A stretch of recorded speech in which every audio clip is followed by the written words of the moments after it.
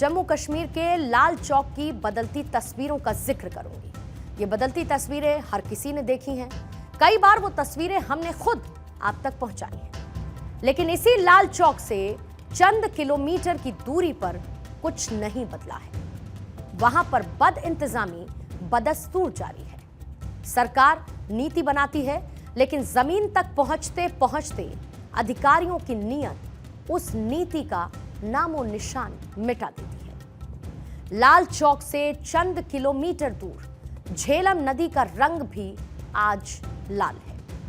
इस इलाके में आज चीखों का शोर है। किसी मां की गोद सूनी जो हुई है, तो किसी मासूम के सिर से मां का साया ही हट चुका है। झेलम नदी में आज एक सबसे बड़ी त्रासदी हुई, लेकिन उससे भी बड़ी त्रासदी यह है कि आजादी के 78 साल पूरे होने को हैं, लेकिन देश में एक इलाका ऐसा भी है जहां पर स्कूल जाने के लिए बच्चे नदी पार करते हैं।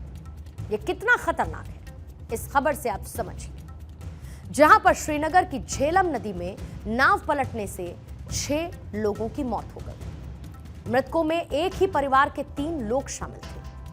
तीनों लोगों के पास के गांव यानी कि गंडबल के कब्रिस्तान में इन्हें दफनाने की तैयारी चल रही है। झेलम नदी के किनारे गंडबल गांव लाल चौक से महज 2 किलोमीटर की दूरी पर बसा हुआ है। सरकारी दफ्तरों की फाइल में एक इसी नाम का गांव बसता है। गांव के विकास का जिम्मा पंचायत का है। कब्रिस्तान के बाहर लगे बोर्ड पर सरपंच गुलाम मोइनुद्दीन का जिक्र भी है। यह हादसा तब हुआ जब पानी का तेज बहाव होने के कारण नाव पलट गई। पलटने के बाद नाव निरमदीन पुल से टकराकर डूब गई और हादसे के बाद पानी में छलांग मारकर 4 लोगों को निकाल लिया गया। मौके पर बचाव राहत का कार्य शुरू किया गया, लेकिन घटना के बाद पूरे इलाके में मातम है। पुरुष और महिलाएं मृतकों के लिए आंसू बहा रही हैं। नदी में कुछ लोग अभी भी लापता बताए जा रहे हैं। एनडीआरएफ, एसडीआरएफ, पुलिस और सेना की रेस्क्यू टीम मौके पर मौजूद है। लोगों का गुस्सा प्रशासन और नेताओं पर है और गुस्से की वजह इलाके में पिछले 1 साल से निर्माणाधीन पुल है।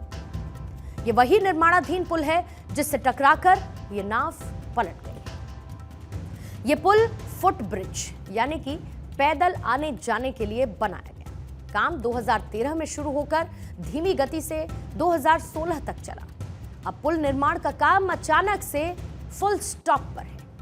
बच्चों और अभिभावकों को लाल चौक के पास नाव से पहुंचाने का प्रबंध हुआ। एक केबल और एक रस्सी से नाव को जोड़ा गया। खींचने पर नाव एक किनारे से दूसरे तक आने जाने लगी। आज सुबह नाव स्कूली बच्चे और अभिभावकों को लेकर जा रही थी। सपोर्ट के लिए लगी हुई केबल टूटने से नाव पलट गई। नाव दुर्घटना निर्माणाधीन पुल का पिलर से टकराने की वजह से हुई है। जो निर्माणाधीन पुल है उसके पिलर से टकराने के बाद यह हादसा हुआ। लोगों का आरोप है कि पुल समय से बन गया होता तो यह हादसा नहीं होता। इस खबर को करीब से बताने के लिए ग्राउंड से रिपोर्ट कर रहे हमारे एडिटर सैयद तजम्मुल।